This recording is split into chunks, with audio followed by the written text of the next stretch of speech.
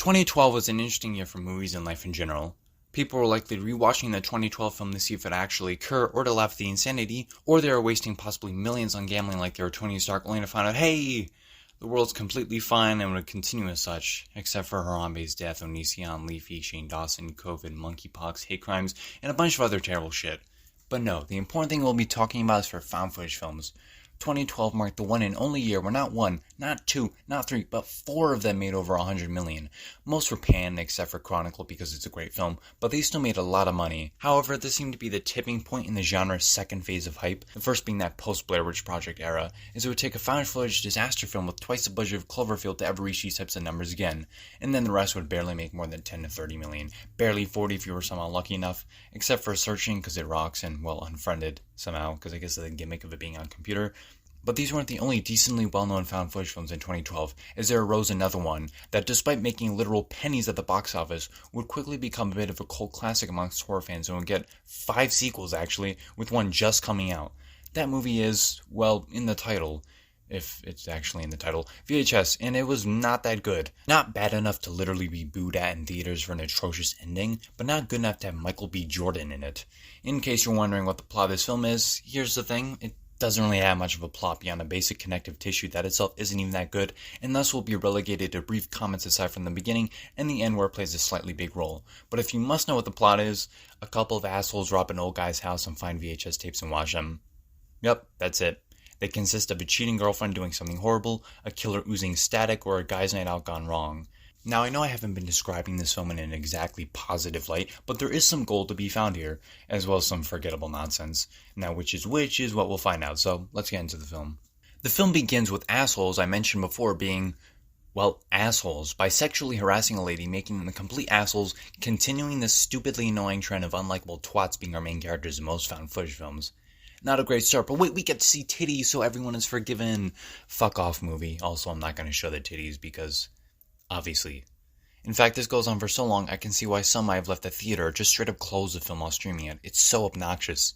Eventually the plot kicks in, thank God, which is them getting tipped off about a large sum of money in some old dude's house with some videotapes. So they head off, the 4 of them, and they find some TVs playing static and an old man. Remember him, he's going to be totally important and scary, I promise you. You won't believe how scary he is. We finally get to the first segment, only took 11 barely tolerable minutes of assholery, which isn't even a word. Segment 1, which is called Amateur Night, starts with a guy wearing Google glasses. Basically. His 2 friends influence in the film as they have a guy's night out at a bar. These guys are still annoying, but aren't complete assholes that will assault you to get some booby shots or break a window. So there's that. We then see this girl played by Hannah Fierman, who does a really good job playing her character. What exactly she is basically the point of the short, so we'll get into that. She's straight to the point, with the cameraman saying how she likes him, basically trying to get inside his pants as quickly as possible, which will make more sense soon. There's some more clubbing before the 5 get out, yes 5 now, as another girl is coming with them, and as the 5 get into the car, one of the friends tries getting the girl, played by Hannah Fierman, like the main girl, to do cocaine, and it's kind of funny seeing the friend act so sexual about her to the cameraman with her right there and the ending in mind.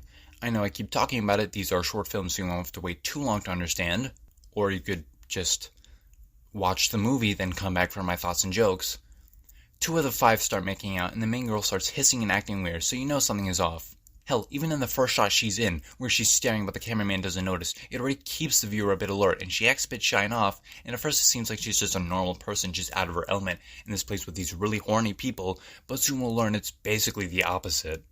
The other girl falls asleep, so the friend decides to have sex with the other one, again the main girl, and the cameraman watches, and thus us the viewer are put into an awkward situation. Him filming this girl and guy fuck. It's just incredibly bizarre, but it helps shift the tone into a much more serious one, so it's kind of good, I guess. But once she goes fully naked, her feet are revealed, which immediately confirm the viewer's suspicions that something is not right. She isn't human. But the guy is trying to fuck her, who, sure, let's drop his name, which is Shane, doesn't know, but the other dude is just sitting there. Is also named Clint, or actually I forget what his name is, it doesn't matter, the cameraman is named Clint, and the girl still awake is Lily, and she's too drunk or no to even care. The power of horniness. Sorry, that was really confusingly said. These characters don't really matter, this is a 20-minute short. They're gonna die in 10 minutes or less. Lily eventually drops the act and reveals she's in fact a succubus, whose whole point is to find a partner for life, so yeah, that's why she's been doing all this, and also acts so weird. Cause she ain't human and ain't a saint as she murders Shane while Clint and the other guy hide before coming out to see quite a creepy shot of Lily doing her thing, I guess, before the other guy dies with only Clint left. Oh yeah, and that passed out girl, she actually survives the short. I forget her name. Again, it's kind of confusing. There's like 5 characters every short, so it doesn't really matter. So, yeah. Clint escapes, but falls and really messes up his leg and arm. Or is it the wrist?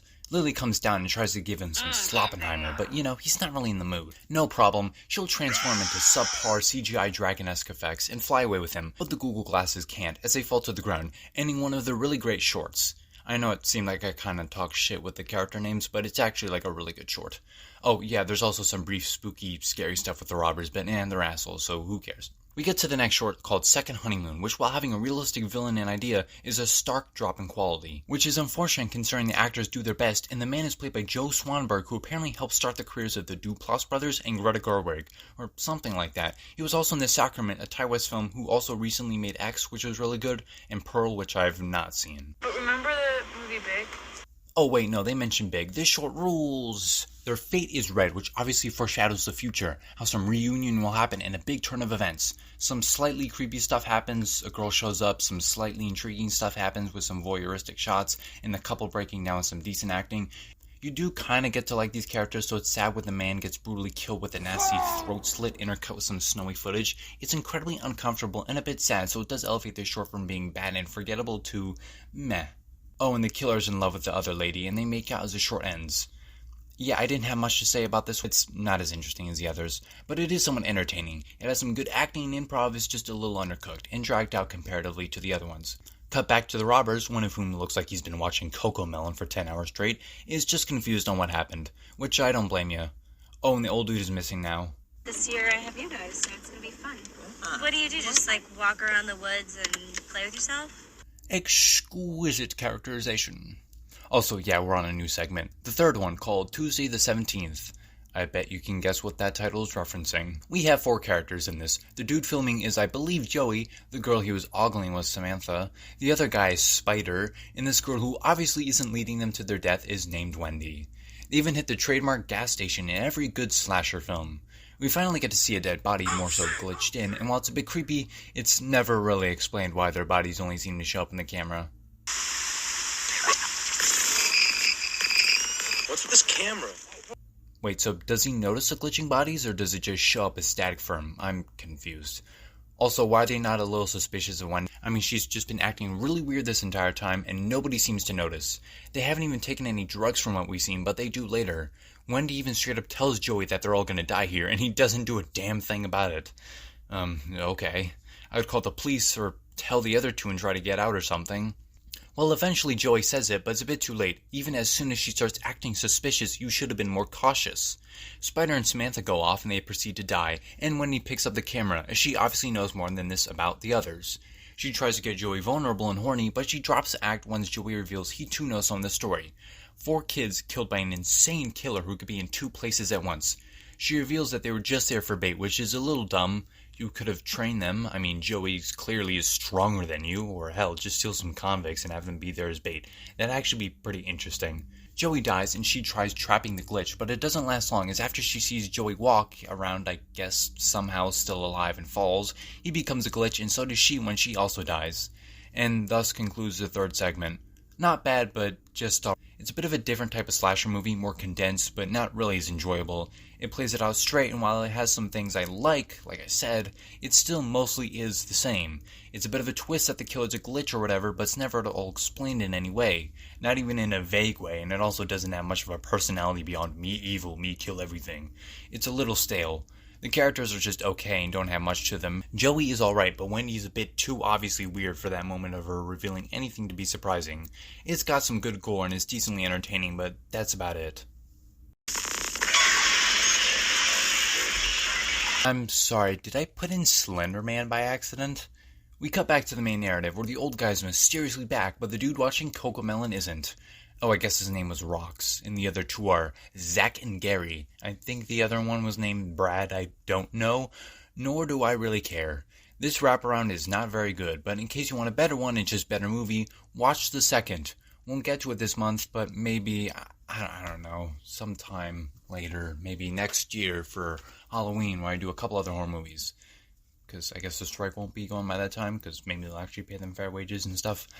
But yeah. Anyways, Gary leaves, telling Zach to watch the tapes to continue this movie, obviously. And the next segment is another alright one with an alright twist called The Sick Thing That Happened to Emily When She Was Young. Emily talks to her doctor boyfriend James about this bump on her arm, but James doesn't seem to notice. Emily talks a bit before seeing some ghost children walking around in a typical vein of such found footage haunted house movies, and they do it in a bit of cliched way, but it does make sense later. They talk about the bump a bit more, and James urges her not to mess with it, and she goes to talk with the landlord. She tells James on another video call that nobody has ever died in the apartment, including children, and she eventually decides, fuck it, let me just stab my arm and figure out what's inside there, with James getting more uncomfortable and louder, telling her to stop. On the later video call, Emily attempts to contact the children again, but closes her eyes so she doesn't freak out, with James telling her where they are. She finds them, but is knocked unconscious as it's revealed that Emily has an alien fetus in her. Fucking what? Also, James is taken out, and the children are aliens, making the previous scenes with him a bit more tense in retrospect. Emily gets bandaged up, but forgets everything, and we see James talk to other women who also have bumps on their arm, which are actually trackers, because he wants to know where they are with the alien fetus. It's a little sad to see Emily believe lies told to her about her actually being schizophrenic, but that means it's doing his job, and actually, making us feel bad for the character. Thus ends the segment. Actually, not bad. Looking back, this film is slightly better than I remembered. Nothing amazing, but actually just kind of meh, leaning a bit more towards, positive and good. This segment is pretty decent, it has some decent scares, and takes a cliched story and does something interesting with it. I kind of wish they turned this into a feature film like the first segment, Amateur Night, which got a film called Siren, which I mostly saw and liked. It has good effects and is definitely unique. Back to the wraparound, Zach and the old man are gone, leaving just Gary, and he finds Zach's head. Same thing in a different context. And sees the old man, who's a zombie? What? Kinda out of nowhere without much build-up. Pretty disappointing wraparound with unlikable twats, cause it ends as the old man kills Gary with no sense of resolution, interesting themes, or characters. The other two are just gone, and this wraparound is done. But the movie isn't. We have one more segment called 1031-98, done by Radio Silence, who will later do Ready or Not, Scream 5, and Scream 6. These four friends dressing up on Halloween are going to a Halloween party but end up at the wrong house. Thinking they're the first ones, they sneak inside. I gotta say, I do like the quality of the camera. It doesn't look like 4K or 1080, it looks appropriately 90s. They start seeing some haunted house-like occurrences, but end up thinking it's just an attraction, which makes sense, it's Halloween time. They walk around for a bit, acting like shock, normal characters that are likable, before finding a woman strung up and women chanting at her, looking like it's the 1600s. The friends join in jokingly, thinking it's just a party themed after Salem or something, but shit starts going down and the boys rescue the girl, thinking she's innocent. Some more people die and the four get into the car, but stop at a train station and the girl leaves, revealing she's in fact evil, and leaves them to be run over brutally by a train. In one version. There was an alternate version that had them all survive as the car exploded and talk about the crazy night that happened, joking around, making it seem like it was kind of a regular thing, which I think is pretty funny. It would have been kind of different from the others and kind of given a funny ending to make it feel on a lighter note. And I like both versions. One that gets progressively more terrifying and really kind of sad when you realize these four nice people who are helping this girl actually helped a demon of sorts, likely being killed getting run over by a train. Or where they nearly die but escape and laugh it off, almost making them as weird as a girl, except they don't try to kill innocent people. And that was VHS, a strong ending for a not so strong but not so terrible movie either. I'm gonna rank all the segments, kinda repeating what I said. Last place has gotta be the wraparound story, which is apparently called Tape 56. It's just not fun to watch, although 56 is my favorite number, so there's that. The characters are mean and just kind of die off screen and nothing is ever explained, especially the old man. It just feels so cobbled together. I'd honestly give it a 4 out of 10 or about a C-. Yep, something like that. Next up is Second Honeymoon, which to be honest I kind of forgot about, which isn't a good sign. It has some nice bits of gore and acting, but it feels a bit too plotless throughout its running time, which I think is the only reason this film is nearly 2 hours, instead of the better paced, more interesting segments in VHS 2, which is also just under an hour 40 minutes. It just feels a little too long and overstaying its welcome, and like they didn't know what to do for about 20 minutes. I can tell they tried, they just needed a more interesting idea, because the most interesting part is the ending and a couple moments. I would give it a slightly higher 5 out of 10 and maybe a C+. Not sure how this number to grade thing works, but yeah. Next up is Tuesday the 17th, but to be honest, these next 4 are just 2 sets of shorts very similar in quality, so it's hard to rank. Tuesday the 17th, while being a bit entertaining, isn't very scary or creepy at all. The characters are whatever, and the kills are decent, but the killer himself is barely explained and has little to no personality. It's just a more condensed slasher film, but that's fine. I'd also give it a 5 out of 10 and a C+. Next up is The Sixth Thing That Happened to Emily. I think this one is better because it's genuinely more creepy. It's nothing amazing, but it makes good use of its scare sometimes and has a creepy, unique ending. But between that is just fine, like nothing great, but some decent interactions that are a bit intense on rewatches. I would give it a 6 out of 10 and a B-. Next up were the 2 real hard ones, but I have to go with Amateur Night. It's very well done and has some creepy moments and a good creature design. The characters are a little less likable than the next one, but still it's kinda sad to see them die. The actors all do a good job and the effects for the deaths in Siren are good. It has good pacing, but I think it's just not as fun as the next one. Oh, also the monster is called Siren, hence why the movie adaptation is called Siren. In case you didn't realize it, because I guess Succubus and Siren, they're kind of similar, I guess, in some ways. I don't know. Either way, this one does have good pacing, but the next one is just more fun. But I'd give this one an 8 out of 10 and an A-. Next is 10/31/98. It's entertaining and while not super creepy, still a little unnerving, especially for the film's non-alternate ending, but that other one is still very good in its own way. The characters are likable and seem smart for being thrust in a random situation, and the other actors do a good job. It's unique with its twist and enjoyable. I would give it a 9 out of 10 and an A. I hope you enjoyed my video and I hope you end up checking out these films and like them. Tell me your thoughts on the video and the movie down in the comments below, and make sure to follow my Instagram and my TikTok. See you on the next video. Bye bye.